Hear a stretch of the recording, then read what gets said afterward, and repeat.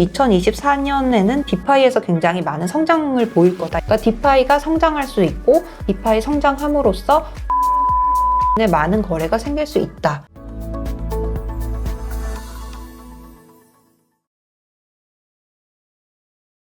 자, 그러면 이제 이번에는 AI와 더불어서 최근에 또 많이 회자가 되고 있는데 이 디핀 섹터가 있습니다. 이건 솔라나를 중심으로 해서 좀 많이 회자가 됐고 몇몇 어떤 중요한 프로젝트들이 또 등장을 하고 있는데 이 디핀의 개념 그리고 디핀 섹터에 투자할 때는 또 어떤 부분에 유의해야 될지 한번 말씀 부탁드립니다.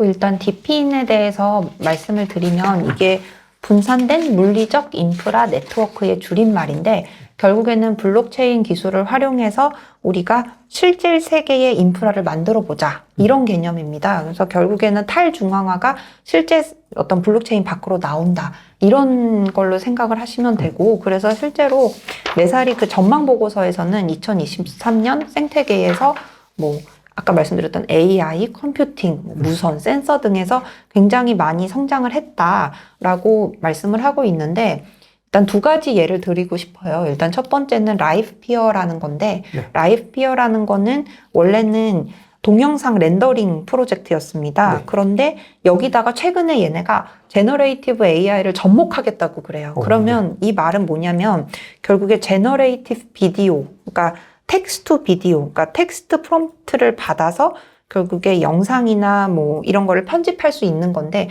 이게 단가 수익이 꽤 높다고 하더라고요. 그렇기 때문에 이것도 메사리 보고서 내용인데 라이브 피어가 굉장히 어떤 상당한 수익 기회를 제공할 수 있을 것이다 라고 요 정도 이제 언급을 했었고, 그러면은 결국에 디핀 관련 코인은 뭐가 있냐 이렇게 봤을 때는 사실은 아직까지 뭔가 말씀하셨던 디핀 관련 프로젝트에서 뭔가 진전이 있다거나 이게 완전히 성장하고 있어 이런 것까지는 아니지만 2023년 이런 분야에서 좀 그래도 발전이 있었구나라고 말씀을 드릴 수 있지 않을까라고 생각이 듭니다. 자, 그러면 이제 10대 프로덕트 중에서 이제 5가지 정도만 제가 한번 뽑아서 제가 개인적으로 좀 관심 있는 것들 위주로 여쭤보려고 하는데요. 지금 베이스, 셀레스티아, 파이어 댄서, 리도, 블러 이렇게 5가지 제가 뽑아봤는데 여기에 대해서 또 우리 구독자님들께 간단하게 설명 부탁드립니다.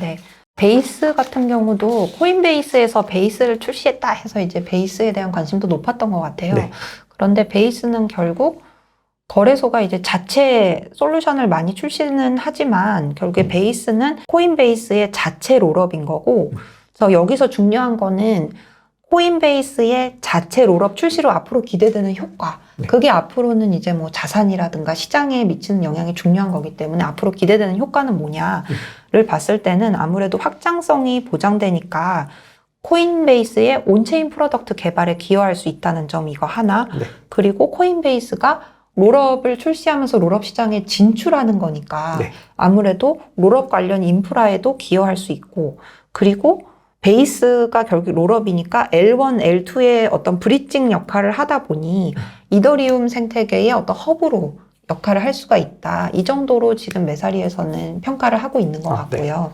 그리고 두 번째 셀레스티아 말씀을 주셨는데, 셀레스티아는 조금 저희도 이제 메사리 보고서를 번역을 한 게 있는데 그거는 지금 제가 봐도 너무 어려운 것 같아요. 그래서 간단히 말씀을 드리면 이거는 결국에 작년에 굉장히 인기 있는 토큰 프로젝트 중 하나였는데 결국 모듈형 프로젝트를 위한 데이터 가용성과 합의를 제공한다. 도대체 이게 무슨 말이냐를 봤을 때는 모듈형 블록체인은 결국에 트랜잭션 처리를 효율화하기 위해서 분업화하는 거다. 이 분업화하는 거를 잘 기억을 해주시면 좋을 것 같아요. 결국에 트랜잭션 처리, 보안 이런 거를 분업화한다.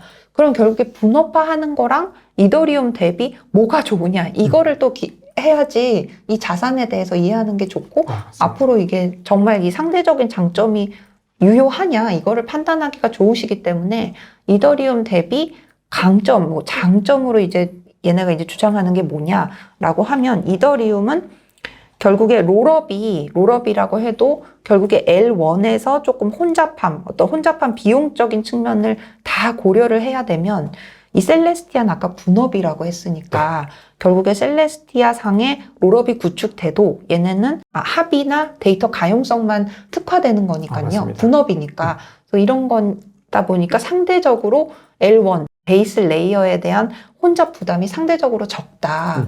그러니까 분업화에 따른 장점이 있다. 요렇게 요약하시면 될 것 같고, 그 다음 파이어 댄서. 파이어 댄서는 솔라나 막 계속 따라다니는 것 같은데, 파이어 댄서는 결국 솔라나 기반 검증자 클라이언트다. 그래서 2024년 이니셔티브에 포함이 됐었고, 그래서 솔라나 연례 행사에서도 파이어 댄서가 시연이 될 정도로 굉장히 많은 관심을 받았는데, 결국에 이게 뭐냐면, 확장성 높이고, 우리가 프로그램을 사용할 수 없는 대기 시간, 이런 거 줄이고, 그 다음에 TPS 같은 거, 그러니까 처리량을 좀 많이 늘려가지고 솔라나의 어떤 기능을 좀 좋게 만든다라고 기억을 하시면 좋을 것 같습니다.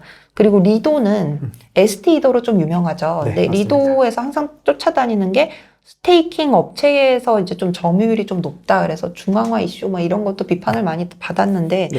결국엔 이게 디파이기 때문에 뭐 중앙화 리스크에 대해서는 사실 좀 우려가 좀 덜하고 네. 그리고 2024년에는 디파이에서 굉장히 많은 성장을 보일 거다. 이따가 에테나도 말씀을 드릴 건데 네네. 이 ST이더가 결국에는 이런 파생 상품으로 사용될 수 있는 거기 때문에 네. 리도 스테이킹 업체 점유율 높고 ST이더 같은 파생 상품 사용 사례 기억해 두시면 너무 좋을 것 같습니다. 네. 그리고 좋습니다. 블러는 NFT로 좀 원래는 오픈시에 거의 기존의 NFT 그쵸. 시장이 독점했었는데. 중독점이었는데 이거에 조금 변화를 일으켰어요. 그러면 이 블러가 도대체 무슨 전략을 폈느냐 이거를 기억하시는 게 이 자산에 대한 이해를 높이는 데 좋을 것 같아요. 네. 무슨 전략을 폈냐면 0% 거래 수수료 네. 있었고 그 다음에 여러 가지 변수를 조합해서 에어드랍을 했어요. 그러다 보니까 이런 블러의 인센티브 구조가 많이 이제 관심을 모았고 그 다음에 그러면서 이제 블러의 유동성이 많이 커진 거죠. 네. 그러면서 메사리에서는 덧붙여서 이런 인센티브 구조뿐만 아니라 블렌드라는 디파이 대출 상품도 있다.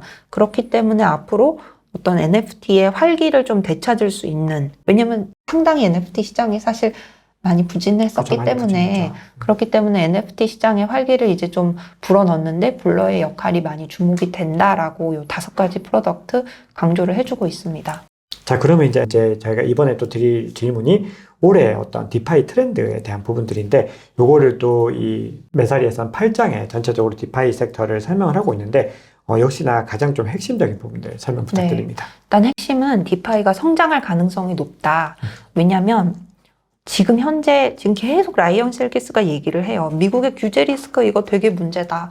디파이도 문제거든요. 그러다 보니까 디파이가 만약에 성장을 하면 전통 금융가의 어떤 가교 역할을 할 거고 그렇기 때문에 그리고 또 JP 몰건도 몇 년 전에 2년 전인가요? 폴리곤 기반으로 디파이 거래 성사시켰잖아요. 네, 맞습니다. 그렇기 때문에 지금 월가가 지금 진입을 하는 상황에서 월가에서도 이제 충분히 디파이 거래 시도해 볼 수 있다. 네. 그렇게 생각해 볼 수 있고 그렇게 되면 어떻게 되냐면 JP 몰건 같은 경우는 폴리곤이었지만 앞으로 퍼블릭 블록체인으로 많은 거래가 발생을 할 거고 그거는 굉장히 시장의 호재다. 그러니까 디파이가 성장할 수 있고 디파이 성장함으로써 퍼블릭 블록체인에 많은 거래가 생길 수 있다. 왜냐하면 기관도 디파이 거래를 시도하니까 이걸로 이제 그게 핵심인 것 같아요. 네네. 결국은 규제 이슈에 대한 부분들 그리고 기관들의 자금이 결국은 들어오게 될 것이다. 네. 그리고 전통 금융의 자금이 들어온다는 거는 결국은 디파이가 현재 시점에서 메사리에 보면은 전체 어떤 전통 금융 자금의 0.1% 정도 내외밖에 아직까지는 들어오지 않았는데 네.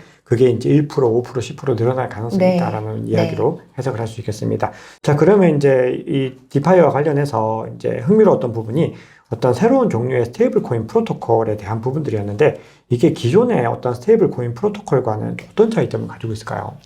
이것도 저희가 번역한 거 말고도 이제 실제 스테이블 코인 관련해서 메사리에서 중앙형 그리고 탈중앙형으로 이제 분류한 보고서가 있더라고요. 이거를 간단히만 설명을 드리면 네. 중앙 집중형은 기존의 선두주자들 USDC나 USDC 같은 그런 자산이 중앙 집중형이 되는 거고 탈중앙형은 다이 같은 스테이블 코인인데 그럼 얘네 둘의 차이가 뭐고 장단점만 간단히 말씀을 드리면 USDT랑 USDC를 우리가 생각을 해보면 결국에 확장성과 안정성은 이제 딱 주어지는 거니까 그렇죠. 그걸 바탕으로 시장 점유율 딱 확보하고 그 다음에 패그도 잘 유지를 하고 있는데 단점은 뭐냐면 왜 중앙형이라고 얘기를 하냐면 결국에 중앙화된 주체가 있다 보니까 아무래도 투명성은 좀 덜하다. 그렇죠. 근데 감사를 좀 주기적으로 해도 예전에 뭐 이거 조금 투명하지 않다, 이거 좀 이상하다 하고 왜 바스켓 가지고 좀 이슈도 있었고 그치, 이슈가 그렇기 있었죠. 때문에 그런 면에서 본다면은 좀 중앙화된 주체의 어떤 영향도 있어서 투명성 개선에는 조금 한계가 있다.